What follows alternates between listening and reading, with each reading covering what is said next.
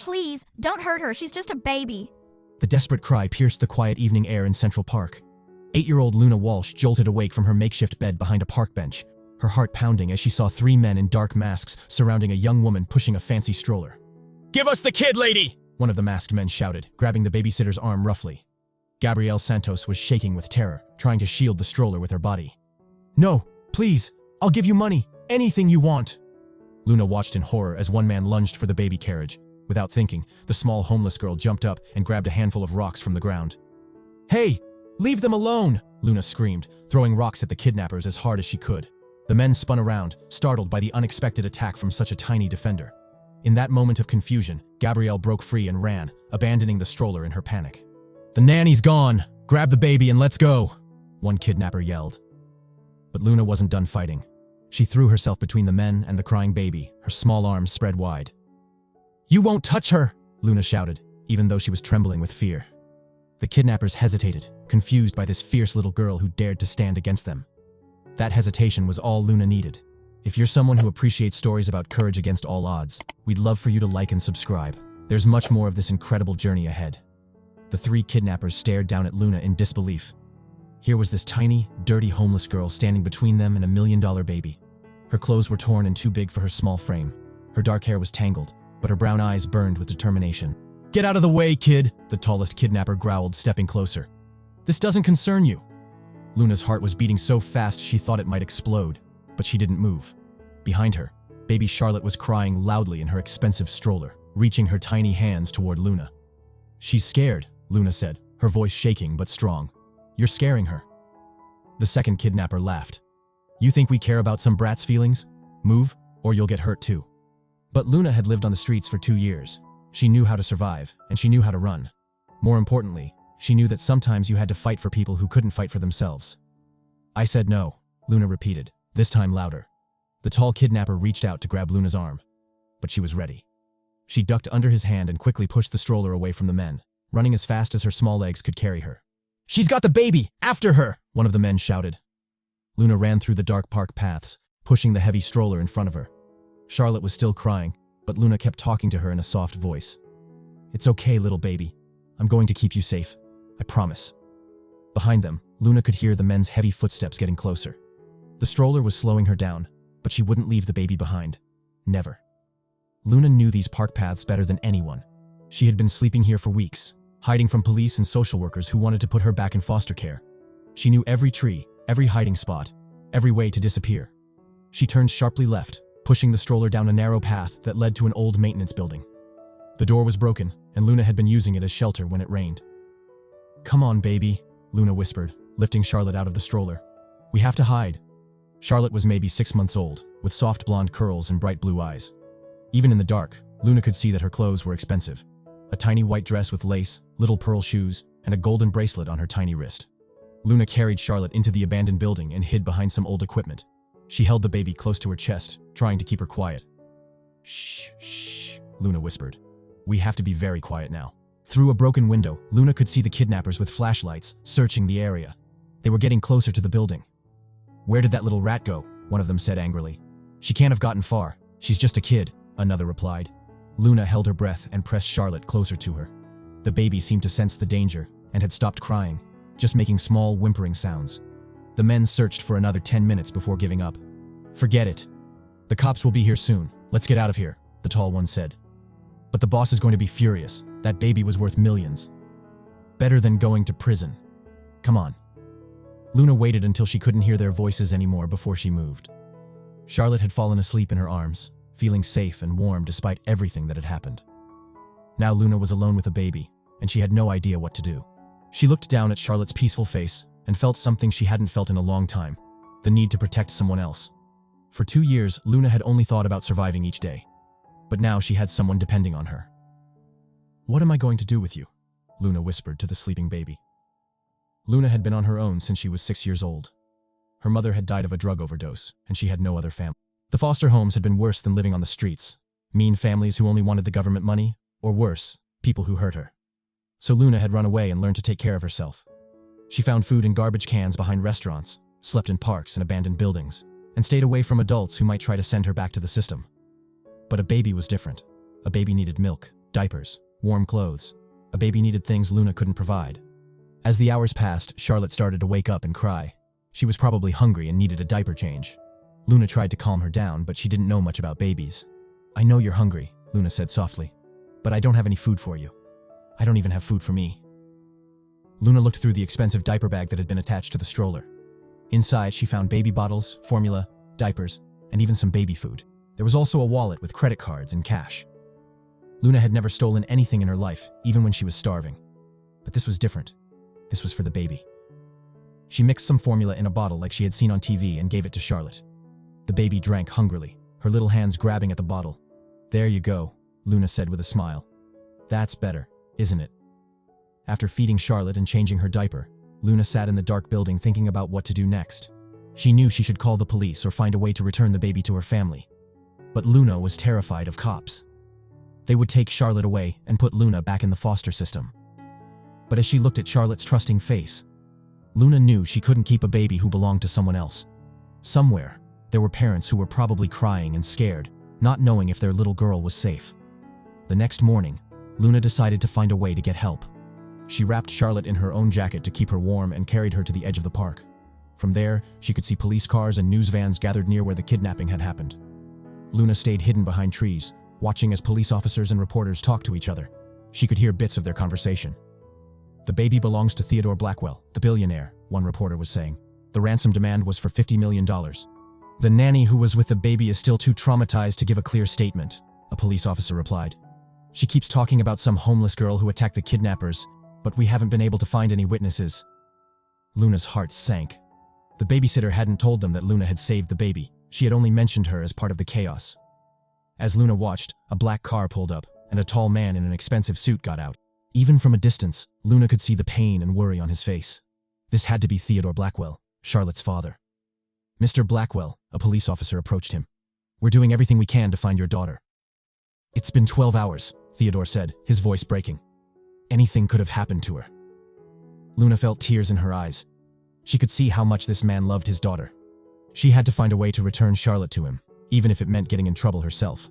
But before she could make a decision, Charlotte started crying loudly. The sound carried across the open area, and several police officers turned toward the trees where Luna was hiding. "Did you hear that?" one officer said.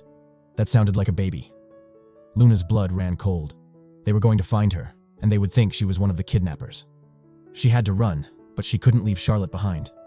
As the police officers started walking toward her hiding spot, Luna made a desperate decision. She stepped out from behind the trees, holding Charlotte in her arms. "Please don't shoot," Luna called out, her voice small and scared. "I have the baby. She's safe." Every gun was immediately pointed at Luna. She was just a tiny 8-year-old girl holding a baby, but to the police, she looked like a suspect. "Put the baby down and step away," one officer shouted. "I'm not going to hurt her," Luna cried, tears streaming down her face. "I saved her. I saved her from the bad men." Theodore Blackwell heard the commotion and came running. When he saw Luna holding his daughter, his first instinct was fear and anger. "Give me my daughter," he yelled, rushing toward Luna. But then he stopped. Luna wasn't holding Charlotte like a kidnapper would. She was holding her gently, protectively, like someone who cared about her. And Charlotte wasn't crying or struggling. She seemed calm and safe in Luna's arms. "Sir, stay back," the police officer warned Theodore. "We don't know if this child is dangerous." Luna looked at all the adults surrounding her. Police officers with guns, reporters with cameras, and a rich man who thought she had stolen his baby. She had never felt so alone and scared in her life. "I didn't take her," Luna said quietly, looking directly at Theodore. "I saved her. The bad men in masks tried to take her, and the babysitter ran away. I stopped them. I kept Charlotte safe all night." Theodore looked into Luna's eyes and saw something that surprised him. He saw truth and pain, and a fierce love for his daughter that didn't make sense coming from a stranger. "How do you know her name?" Theodore asked softly. "I heard the babysitter say it," Luna replied, "when she was trying to get away from the bad men, before she left Charlotte alone with them." The police officers were getting impatient. "Sir, we need to take the baby and arrest this girl for questioning." But Theodore held up his hand. "Wait," he said. Then he looked at Luna again. "You said you saved her?" Luna nodded, still crying. "I threw rocks at the bad men and made them confused. Then I ran with Charlotte and hid with her all night. I fed her and changed her diaper. I kept her warm. I would never hurt a baby." Theodore could see that his daughter was healthy, clean, and well cared for. If Luna had really kept Charlotte safe all night, then she wasn't a kidnapper. She was a hero. "Officer," Theodore said firmly, "I don't think this child is a suspect. I think she's the one who saved my daughter." The police officer looked confused. "Sir, she's homeless, and she had possession of your baby. We need to—" "My daughter is safe," Theodore interrupted. "That's all that matters right now." He walked slowly toward Luna, his hands visible and non-threatening. "Luna, is it? My name is Theodore. I'm Charlotte's daddy. Can you tell me what happened?" Luna looked up at this tall, powerful man and saw kindness in his eyes. For the first time since her mother died, an adult was looking at her like she mattered, like her words were important. And so, still holding baby Charlotte close to her heart, Luna began to tell her story. Theodore knelt down to Luna's eye level, making himself less intimidating. The police officers still had their hands on their weapons, but they weren't pointing them at Luna anymore. Charlotte reached out her tiny hands toward her father, and Luna carefully passed the baby to him. "There you go, little one," Luna whispered to Charlotte. "Your daddy's here now." Theodore held his daughter close, checking her over. Charlotte was clean, fed, and happy, clear signs that Luna had taken excellent care of her. "Thank you," Theodore said to Luna, his voice thick with emotion. "You saved my little girl." Luna stepped back, suddenly feeling very small among all these important adults. "I just did what anyone would do." "No," Theodore said firmly. "Not everyone would risk their life for a stranger's baby. You're very brave." Detective Morrison approached them. "Mr. Blackwell, we still need to question this child and understand exactly what happened." Theodore nodded but stayed protective of Luna. "Of course. But I want to make sure Luna is treated as a witness, not a suspect." An hour later, they were sitting in a quiet room at the police station. Theodore held Charlotte while Detective Morrison sat across from Luna at a small table. A social worker named Mrs. Patterson had been called to be present since Luna was a minor. "Luna," Detective Morrison began gently, "can you tell us your full name?" "Luna Walsh," she said, fidgeting with her torn sleeves. "How old are you, Luna?" 8. I'll be 9 in 2 months." Theodore was shocked. He had thought Luna was maybe 10 or 11. She seemed too young to be taking care of herself on the streets. "Where do you live?" the detective continued. Luna looked down at her hands. "I don't really live anywhere. I sleep in different places." "How long have you been homeless?" Mrs. Patterson asked gently. "About 2 years," Luna said quietly. The room fell silent. Everyone was trying to process the fact that this little girl had been surviving on her own since she was 6 years old. "What happened to your parents?" Mrs. Patterson asked. Luna's eyes filled with tears, but she tried to be strong. "My mom died when I was 6.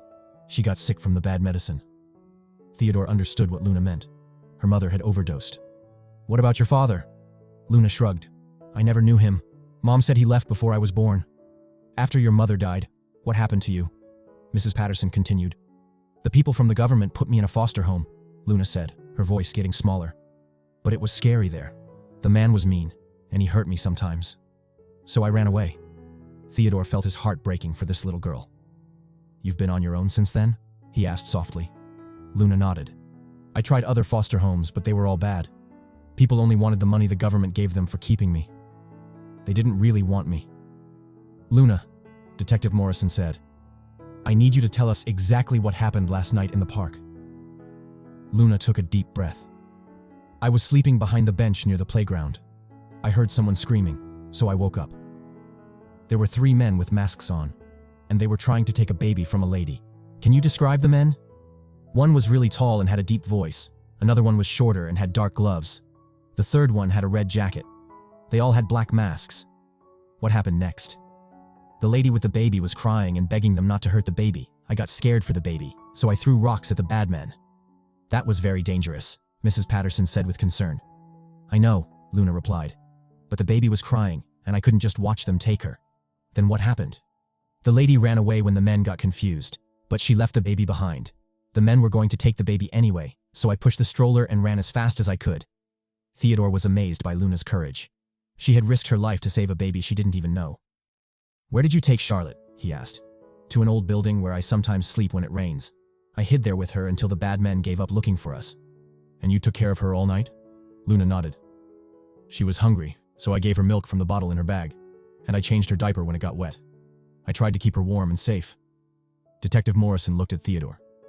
"Mr. Blackwell, everything she's saying matches what we know so far." "What about Gabrielle?" Theodore asked. "Miss Santos confirms that someone threw objects at the kidnappers, causing enough confusion for her to escape. but she was too scared to see exactly what happened after that. Theodore looked at Luna with respect. So you saved both Charlotte and Gabrielle. Luna looked confused. I saved the babysitter too? If you hadn't distracted those men, they might have hurt Gabrielle and still taken Charlotte, Theodore explained. Mrs. Patterson cleared her throat. Mr. Blackwell, while we're all grateful for what Luna did, we still have to address her living situation. She can't continue living on the streets. Theodore had been thinking about exactly that. This brave little girl had saved his daughter's life, and she had nowhere to go. What are Luna's options? He asked. We'll have to place her in a foster home or group facility, Mrs. Patterson said. Though given her history of running away, it might be challenging. Luna's face went pale. Please don't make me go back to foster care. I'll be good, I promise. Theodore could see the fear in Luna's eyes. After everything she had been through, the last thing she needed was to be placed with another family who might not treat her well. Mrs. Patterson, Theodore said carefully, what if I wanted to help Luna? What would that process look like? Everyone in the room looked at him with surprise. Sir, are you talking about adoption? Mrs. Patterson asked.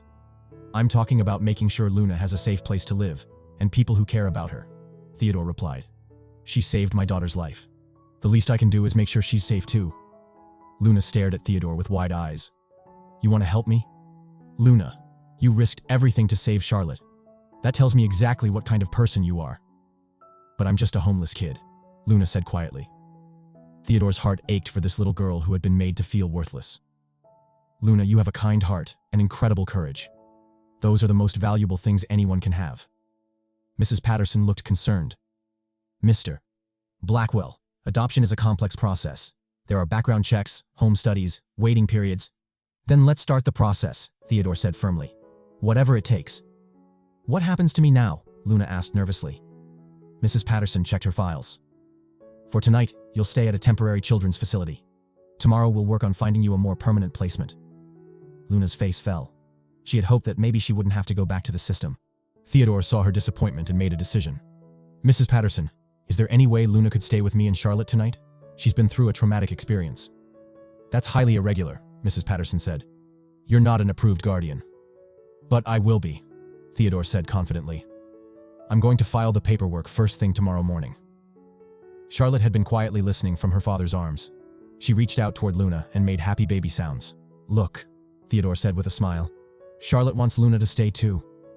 Luna tentatively reached out to touch Charlotte's little hand. The baby grabbed Luna's finger and held on tight. She remembers me, Luna said with wonder. Of course she does, Theodore said. You took care of her when she needed you most. Mrs. Patterson looked at the scene. A billionaire, a homeless girl, and a baby who clearly adored each other. I can approve an emergency placement for tonight only, she said finally. But this is temporary until we can work out something more official. Thank you, Theodore said gratefully. Luna could hardly believe what was happening. For the first time in 2 years, she was going to sleep somewhere warm and safe. Mr. Blackwell, she said quietly, you don't have to do this. I know I'm just a street kid. Theodore knelt down and looked Luna in the eyes. Luna, you are not just anything. You are brave and kind and special. And if you'll let me, I'd like to help you build a better life. Luna felt tears in her eyes, but for the first time in years, they were happy tears. Can I really stay with you and Charlotte? She asked. For tonight, yes, and hopefully for much longer than that. As they prepared to leave the police station, Luna looked back at Mrs. Patterson and Detective Morrison. Thank you for believing me, she said politely. Thank you for being so brave, Detective Morrison replied. You did something amazing, Luna. Theodore carried Charlotte while Luna walked beside them to his car. She had never been in a car this nice before. It was big and black with leather seats. Luna, Theodore said as they drove through the city, I want you to know that whatever happens, you'll always have a place in our family. You saved Charlotte, but more than that, you've shown me what real courage looks like. Luna looked out the window at all the lights and people. For 2 years, she had seen the city as a dangerous place where she had to fight just to survive. But now, sitting next to Theodore and Charlotte, it looked different. Theodore, Luna said quietly. Yes? What if the social workers decide I can't stay with you? Theodore reached over and gently took her hand. Then I'll fight for you, just like you fought for Charlotte. I promise you, Luna, you're never going to be alone. Luna's eyes grew wide as Theodore's car pulled through the gates of his estate. She had never seen anything like it. The house was enormous, with tall white columns and big windows that glowed with warm light. This is where you live? Luna asked in amazement. This is where we live, Theodore corrected gently. At least for tonight, and hopefully much longer. Luna pressed her face against the car window. She had spent the last 2 years sleeping in parks and abandoned buildings. The idea of sleeping in a real house seemed like a dream. The front door opened before they reached it. A woman in her 50s with kind eyes and graying hair stood waiting. She was wearing a simple dress and looked worried. "Mr. Blackwell, thank goodness you're home," she said. "I was so worried when I heard about Miss Charlotte. Is she all right?" "She's perfectly fine, thanks to Luna here," Theodore said, putting his hand on Luna's shoulder. "Mrs. Henderson, I'd like you to meet Luna Walsh. She's the brave girl who saved Charlotte." Mrs. Henderson looked down at Luna with surprise and then admiration. "My goodness, you're just a child yourself. How did you manage to save our little Charlotte?" Luna felt shy around this new adult. "I just did what I had to do," she said quietly. "Mrs. Henderson is our housekeeper," Theodore explained. "She's been taking care of Charlotte and me since Charlotte was born. She's like family to us." Mrs. Henderson's eyes softened as she looked at Luna's torn clothes and tangled hair. "Oh, you poor dear. Let's get you cleaned up and fed." "I don't want to be any trouble," Luna said. "Trouble?" Mrs. Henderson laughed. "Child, you saved our precious Charlotte. You're a hero." Theodore led them into the house. Luna had to try hard not to stare. The entrance hall had a ceiling so high she had to crane her neck to see the top. A beautiful chandelier hung from the ceiling. "Luna, would you like to see Charlotte's nursery?" Theodore asked. "You can help me put her to bed." They climbed a wide staircase. Charlotte's nursery was like something from a fairy tale. The walls were painted soft pink with white clouds. There was a beautiful white crib with lace curtains and shelves full of toys. "It's beautiful," Luna whispered. Theodore gently took Charlotte from Luna's arms and placed her in the crib. The baby stirred slightly but didn't. "She's used to you now," Theodore observed. "She was completely calm in your arms." Mrs. Henderson appeared with towels and clothes. "Mr. Blackwell, I've prepared the guest room next to the nursery for Luna. I thought she might want to be close to Miss Charlotte." Luna followed them to another beautiful room with pale yellow walls and white furniture. There was a bed with a fluffy comforter, a desk by the window, and even a bookshelf. "This is for me?" Luna asked in disbelief. "For as long as you want it," Theodore said. Luna had never had her own room before. Even when she lived with her mother, they had shared a tiny apartment. Mrs. Henderson set clothes on the bed. "I found some clothes that might fit you. They're clean and warm." Luna looked at the clothes. Soft pajamas with little flowers, clean socks, and underwear with tags still on. "I don't know how to thank you," Luna said quietly. "You don't need to thank us," Mrs. Henderson said kindly. "You saved our little girl." Theodore knelt down in front of Luna. "Luna, I know this is all very new. If you need anything, if you're scared or hungry or just want to talk, you can find me or Mrs. Henderson, okay?" Luna nodded. "What if I have bad dreams?" "Sometimes I have bad dreams about scary things." "If you have bad dreams, you come find me right away," he said firmly. "My room is just down the hall." "You're not alone anymore, Luna." After they left, Luna stood alone in the beautiful room. She walked around, touching everything carefully. The bed was so soft and clean. There were even fresh flowers in a vase. In the bathroom, Luna stared at herself in the mirror. Her hair was tangled and dirty, her face smudged with dirt, and her clothes were torn. She looked like what she was, a homeless street kid. But as she washed with warm water and soap that smelled like flowers, Luna started to look different. Under the dirt, her skin was smooth. Her dark hair, once clean, fell in soft waves. After her bath, Luna put on the clean pajamas. They were the most comfortable clothes she had ever worn. When she looked in the mirror again, she looked like a regular 8-year-old girl. There was a soft knock on her door. "Luna, it's Theodore. Can I come in?" Theodore entered carrying a tray with a sandwich, milk, and cookies. "Mrs. Henderson thought you might be hungry. When was the last time you had a real meal?" Luna thought about it. "I found some bread behind a restaurant 2 days ago." Theodore's expression was pained. "Well, those days are over. From now on, you'll have 3 meals a day, plus snacks whenever you want them." Luna sat on the bed and took a bite of the sandwich. It was the most delicious thing she had tasted in months. "Theodore," she said between bites, "what happens tomorrow? Do I really get to stay here?" Theodore sat in the chair by her desk. "Tomorrow, I'm going to start the paperwork to become your legal guardian. It might take some time, but I'm going to make sure you never have to go back to the streets." "Why?" Luna asked. "Why would you want to take care of someone like me?" "Luna, do you know what I see when I look at you? I see a little girl who risked her life to save a baby she didn't even know. I see someone who is brave and kind and selfless." Luna felt tears in her eyes. "But I don't have anything to give you back." Theodore leaned forward. "Luna, The most valuable thing anyone can have is a good heart. And you have the best heart I've ever seen. He paused.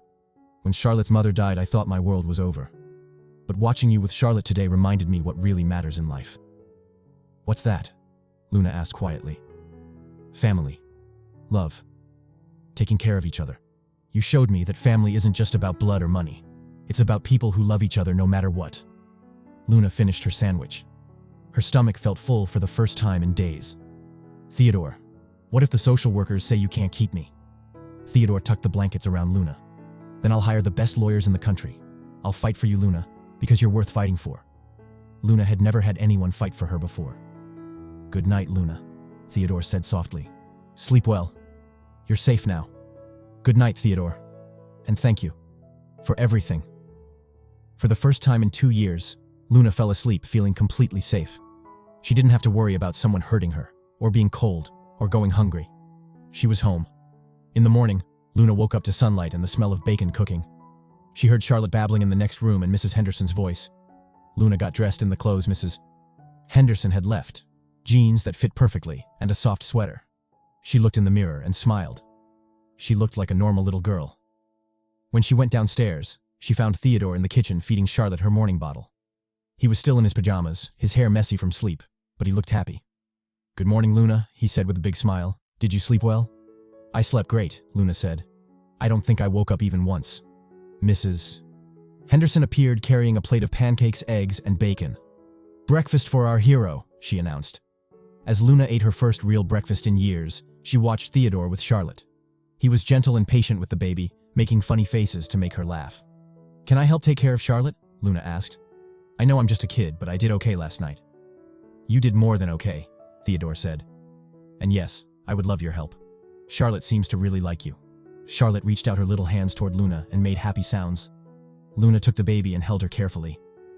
Charlotte immediately snuggled against her and grabbed Luna's clean hair. She does like me, Luna said with wonder. Of course she does, Theodore said. You saved her life. You're her guardian angel. Luna looked down at the baby in her arms and felt something she had never felt before. The sense that she belonged somewhere. Theodore, she said quietly. I promise I'll be the best big sister I can be to Charlotte. And I'll never do anything to make you sorry you helped me. Theodore felt his eyes fill with tears. Luna, you could never make me sorry. You've already given me more than I could ever give you. What do you mean? You've shown me what it means to be truly brave. And you've reminded me that the best families are the ones we choose to love. 3 weeks had passed since Luna came to live with Theodore and Charlotte. During this time, Luna had experienced things she never thought possible. Regular meals, clean clothes, a warm bed every night, and most importantly, people who cared about her. But the transition wasn't always easy. This morning, Luna sat at the kitchen table picking at her breakfast. Mrs. Henderson had made her favorite pancakes, but Luna could barely eat. Today was the day she had to go to court for her custody hearing. Luna, sweetheart, you need to eat something, Mrs. Henderson said gently, sitting down beside her. It's going to be a long day. I'm not hungry, Luna said quietly, pushing the pancakes around on her plate. Theodore came into the kitchen carrying Charlotte, who was babbling happily and reaching for Luna. The baby had grown even more attached to Luna over the past few weeks, always lighting up when she saw her. Good morning, Luna, Theodore said, sitting down across from her. Are you ready for today? Luna looked up at him with worried eyes. What if the judge says I can't stay? What if they send me back to foster care? Theodore had been dreading this question, but he knew Luna deserved an honest answer. Luna, I've hired the best family lawyer in the state. We've done everything by the book. The social workers have visited. They've seen how happy and healthy you are here, and they've seen how much you love Charlotte. But what if it's not enough? Luna asked, her voice small. Mrs. Henderson reached over and took Luna's hand. Child, you've been through so much in your short life, but you've also shown incredible strength and courage. That same strength will get you through today. Charlotte started fussing, and instinctively, Luna reached for her. The moment Charlotte was in Luna's arms, she calmed down and snuggled against her. Look at that, Theodore said with a smile. Charlotte knows you belong here, and so do I. 2 hours later, they were sitting in a courthouse waiting room. Luna wore a pretty blue dress that Mrs. Henderson had bought for her, and her hair was neatly braided. She looked like any other 8-year-old girl, but inside, she was terrified. Theodore sat beside her, holding Charlotte, while his lawyer, Mr. Williams, reviewed some papers. Remember, Luna, Mr. Williams said kindly, just tell the truth. Tell the judge about what happened the night you saved Charlotte. and how you've been living since then." Luna nodded, but her hands were shaking. The courtroom doors opened, and Mrs. Patterson, the social worker, walked in with another woman Luna didn't recognize. "Mr. Blackwell," Mrs. Patterson said, "I'd like you to meet Dr. Sarah Collins. She's the child psychologist who evaluated Luna last week." Dr. Collins smiled at Luna. "Hello again, Luna. How are you feeling today?" "Scared," Luna admitted. "That's perfectly normal," Dr. Collins said. "Big decisions can be scary, even when they're good decisions." When it was time to go into the courtroom, Luna felt like her legs might give out. The room was big and formal, with dark wood everywhere and a high ceiling. The judge, a woman with gray hair and kind eyes, sat behind a tall desk. "Good morning, everyone," Judge Martinez said. "We're here today to determine the custody arrangements for Luna Walsh." "Mr. Blackwell, you're petitioning to become Luna's legal guardian?" "Yes, Your Honor," Theodore said, standing up. "Luna saved my daughter's life, and in the process, she's become part of our family." The judge looked at Luna. "Luna, can you tell me how you're feeling about living with Mr. Blackwell and Charlotte?" Luna stood up slowly. Her voice was quiet at first, but as she spoke, it grew stronger. "Your Honor, Theodore and Mrs. Henderson and Charlotte are the first real family I've had since my mom died. I know I'm just a kid from the streets, but they treat me like I matter. They make sure I eat every day, and they help me with my homework, and they tuck me in at night." The judge listened carefully. "And how do you feel about Charlotte?" Luna's face lit up. "Charlotte is like my little sister. I love her so much. The night I saved her from the bad men, I knew I would do anything to protect her. And now I get to help take care of her every day." "Tell me about that night, Luna. What happened?" Luna took a deep breath and told the story of the kidnapping attempt. She spoke clearly and calmly, describing how she had thrown rocks at the kidnappers and escaped with Charlotte. "I was scared," Luna admitted, "but I couldn't let them hurt a baby. She was crying, and she needed someone to protect her." Judge Martinez made notes as Luna spoke. "Mrs. Patterson, what's your assessment of Luna's current living situation?" Mrs. Patterson stood up. "Your Honor, I've visited the Blackwell home multiple times over the past 3 weeks. Luna is thriving. She's gained weight. She's starting school next week. And most importantly, she's happy and feels safe." "Dr. Collins, you've evaluated Luna. What are your findings?" Dr. Collins opened her folder. "Your Honor, Luna has experienced significant trauma in her young life, losing her mother, living in unsuitable foster homes, and surviving on the streets for 2 years. However, in just 3 weeks with the Blackwell family, I've seen remarkable improvement in her emotional and psychological well-being." The judge looked at Theodore. "Mr. Blackwell, you understand that taking custody of Luna is a long-term commitment? She's only 8 years old."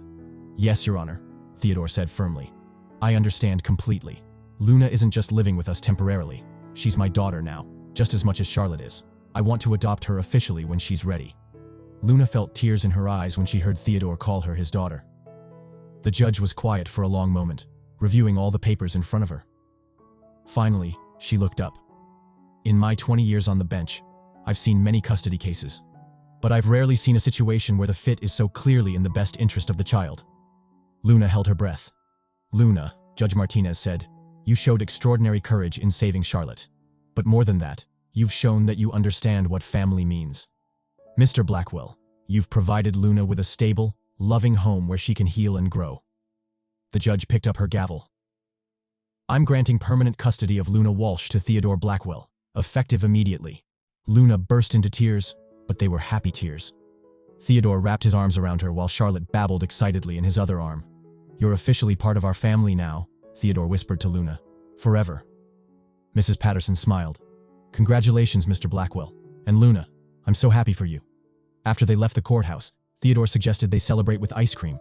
They went to a small parlor near the courthouse, where Luna ordered a huge sundae with extra chocolate sauce.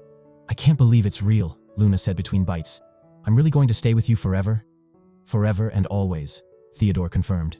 "You're stuck with us now." Charlotte, sitting in her high chair, clapped her hands and giggled as if she understood the good news.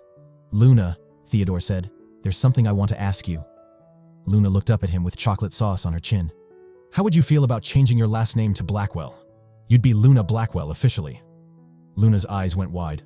"Really? I could have the same name as you and Charlotte?" "If you want to. You don't have to decide right now, but I wanted you to know it's an option." Luna thought about it for a moment. Walsh was her mother's name, and she didn't want to forget her mother. But Blackwell was the name of her new family. "Could I be Luna Walsh Blackwell?" she asked. "So I can keep both names?" Theodore smiled. "I think that's perfect." That evening, Back at home, Mrs. Henderson had prepared a special dinner to celebrate. She had even made a cake that said, "Welcome home, Luna," in pink frosting. After dinner, Luna helped Theodore give Charlotte her bath. The baby splashed happily in the warm water, while Luna made funny faces at her. "Luna," Theodore said as they got Charlotte ready for bed, "I want you to know how proud I am of you." "Proud of me? Why?" "Because you've been through so much, but you never let it make you mean or bitter. You stayed kind and brave. And now you're helping me be a better father to Charlotte." Luna looked up at him. "You were already a good father. I just help a little bit." "You help more than a little bit," Theodore said. "Charlotte adores you. And honestly, I don't know what I'd do without you now." As they tucked Charlotte into her crib, the baby reached up toward Luna and made happy sounds. "I love you too, Charlotte," Luna whispered, gently touching the baby's hand. Later that night, Luna sat in her room writing in a journal that Mrs. Henderson had given her. She wanted to remember this day forever.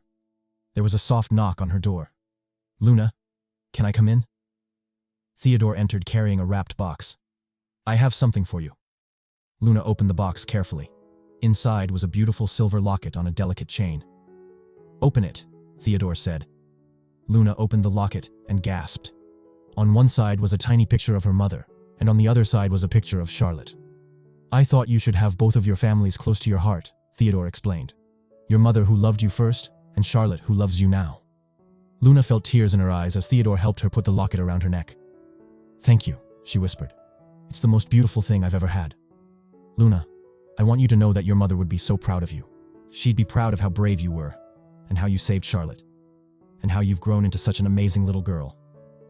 Luna touched the locket gently. "Do you think she's watching over us?" "I think she's watching over you every day," Theodore said. "And I think she's happy that you found us." As Theodore tucked Luna into bed, she felt completely content for the first time in her life. She had a family who loved her, a safe home, and a future full of possibilities. "Theodore," she said as he was about to turn off the light. "Yes? Thank you for fighting for me, and thank you for making me part of your family." Theodore leaned down and kissed her forehead. "Thank you for saving Charlotte, and thank you for saving me too." "How did I save you?" "You reminded me what it means to love someone more than yourself. You taught me that the bravest thing anyone can do is protect someone who can't protect themselves." Luna smiled as Theodore turned off the light. Through her window, she could see the stars shining brightly in the clear sky. She thought about how different her life was now compared to just a month ago, when she was sleeping in parks and searching for food. She touched her locket and whispered, "Thank you, Mama, for teaching me to be brave, and thank you for helping me find my new family." In the nursery next door, Charlotte slept peacefully, safe and loved. And down the hall, Theodore sat in his study, looking at the legal papers that officially made Luna his daughter, and marveling at how one little girl's courage had changed all their lives forever. 6 months had passed since Luna officially became part of the Blackwell family. The scared, homeless little girl who had risked everything to save a baby was now a confident, happy 8-year-old who was thriving in her new life. This Saturday morning, Luna woke up to the sound of Charlotte babbling in her crib. The baby was now almost a year old and had started pulling herself up to stand. Luna quickly got dressed and went to Charlotte's nursery.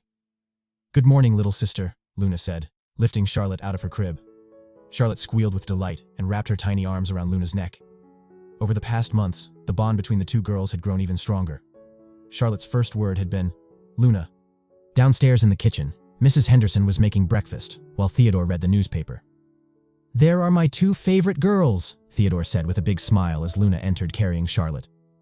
"Good morning, Daddy," Luna said, giving Theodore a hug while still holding the baby. It had taken Luna a few months to feel comfortable calling Theodore Daddy, but now it came naturally. "Luna, I have some exciting news," Theodore said as they sat down for breakfast. "Do you remember Detective Morrison?" Luna nodded. Detective Morrison had stayed in touch with their family. "He called yesterday," Theodore continued. "They caught the men who tried to kidnap Charlotte." Luna's eyes widened. "They did? How?" "The 3 men tried to kidnap another child last week, but this time they were caught on security cameras.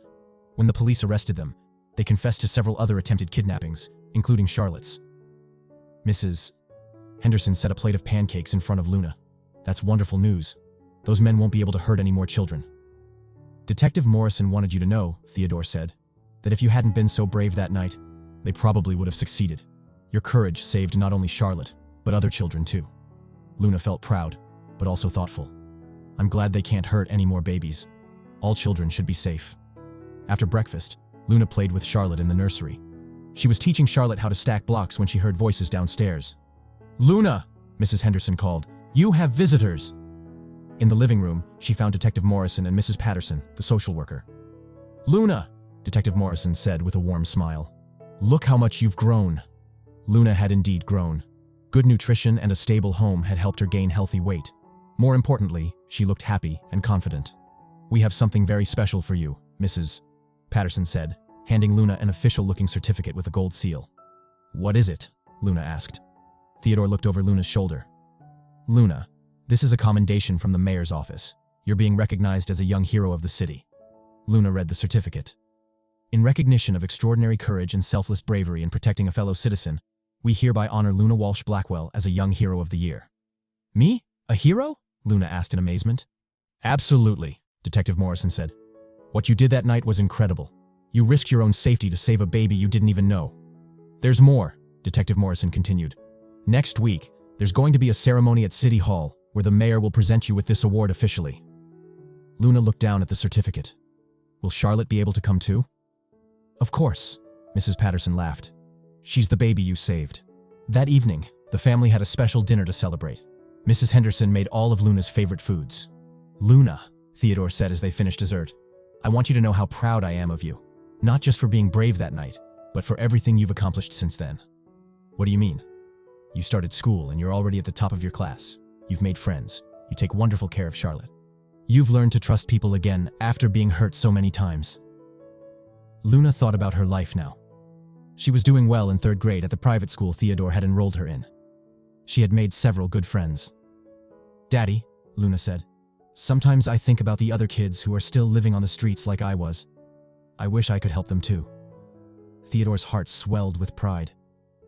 "Maybe when you're older, we can find ways to help homeless children together. We could start a foundation or volunteer at shelters." "Really?" Luna's eyes lit up. "I'd like that. Every kid deserves to have a family like ours." The ceremony at City Hall the following week was amazing. The mayor, a kind woman named Mayor Rodriguez, presented Luna with a beautiful plaque and a medal. "Ladies and gentlemen," Mayor Rodriguez said to the crowd, "it's my honor to present this year's Young Hero Award to Luna Walsh Blackwell." At only 8 years old, Luna showed courage that many adults never find. Luna stood on the stage wearing her best dress, holding Charlotte in her arms. Theodore stood beside them, beaming with pride. After the ceremony, a reporter asked to interview Luna. "Luna, how does it feel to be called a hero?" the reporter asked. Luna thought carefully. "I don't feel like a hero. I just feel like a big sister who protected her little sister. Anyone would do the same thing if they loved someone." "What would you say to other children who might be in dangerous situations?" "I would say that even when you're scared, you can still be brave, and that there are good people in the world who will help you if you let them." Theodore watched Luna handle the interview with wisdom far beyond her years. That night, as Theodore tucked Luna into bed, she looked up at him with serious eyes. "Daddy, can I ask you something?" "Of course, sweetheart. Do you think my mom would be proud of me?" Theodore sat on the edge of her bed. "Luna, I know your mother is proud of you. Wherever she is, she's watching you grow into an amazing young lady." Luna touched the locket around her neck that held her mother's picture. "I miss her sometimes, but I'm not sad anymore. I know she would want me to be happy." "And are you happy?" Theodore asked. Luna smiled brightly. "I'm the happiest I've ever been. I have you and Charlotte and Mrs. Henderson and my friends at school and people who love me." "You know what makes me the happiest?" Theodore said. "What?" "Having you and Charlotte as my daughters. You both saved me just as much as I saved you." The next morning was Sunday, and the family went to the park. Luna pushed Charlotte on the baby swings while Theodore watched from a nearby bench. "Higher, Luna," Charlotte said in her baby voice, clapping her hands. Luna laughed and gave Charlotte a gentle push. "Hold on tight, little sister." As Luna watched Charlotte giggle with joy, she thought about how different this was from her old life. Instead of hiding and being scared, she was playing and laughing. Instead of being alone, she was surrounded by love. "Luna," called a voice from across the playground. It was Emma, one of her friends from school. "Hi, Emma." Luna waved back. Emma ran over. "Is this your baby sister? She's so cute." "This is Charlotte," Luna said proudly. "Charlotte, can you wave to Emma?" Charlotte waved her tiny hand and babbled happily. "You're so good with her," Emma said admiringly. "It just takes practice," Luna said. "And patience. And lots of love." Later that evening, as the family relaxed in the living room, Charlotte fell asleep in Luna's arms while Luna read her a story. "She really loves you," Theodore said softly. "I love her too," Luna whispered back. "I can't imagine my life without her." "And I can't imagine our life without you," Theodore said. "Luna, you didn't just save Charlotte that night. You saved our whole family." Luna looked around the warm, comfortable living room, at the family photos that now included pictures of her, at Charlotte sleeping peacefully in her arms, at Theodore who had become the father she had always dreamed of. "Daddy," she said quietly, "I used to think that bad things happened to me because I wasn't worth loving. But now I know that's not true." "What do you know now?" Theodore asked. "I know that sometimes bad things happen, but good things can happen too. And I know that family isn't just about being born together. It's about choosing to love each other and take care of each other every single day." Theodore felt tears in his eyes. "That's exactly right, sweetheart. And I choose to love you and Charlotte every single day for the rest of my life." As Luna carried Charlotte upstairs to put her to bed, she stopped to look at the family photo on the wall. Theodore, Charlotte, Luna, and Mrs. Henderson, all smiling together. She tucked Charlotte into her crib and whispered, "Good night, little sister. Sweet dreams." In her own room, Luna wrote in her journal, "Dear Diary, today I got an award for being brave, but I think the real award is having a family who loves me. I still miss Mama sometimes, but I know she would be happy that I found Daddy and Charlotte and Mrs. Henderson. I used to be scared of everything, but now I'm only scared of normal things like math tests. I love my life now. Love, Luna Walsh Blackwell." As Luna turned off her light and settled into bed, she thought about all the homeless children who were still out there, scared and alone like she used to be. Someday when she was older, she would find ways to help them. Through her window, Luna could see the same stars that had watched over her during those cold, frightening nights on the streets. But now those stars seemed friendly and warm, like they were smiling down on her new life. Luna Walsh Blackwell, daughter, big sister, hero, and most importantly, a little girl who was deeply loved, drifted off to sleep, safe in the knowledge that she was exactly where she belonged.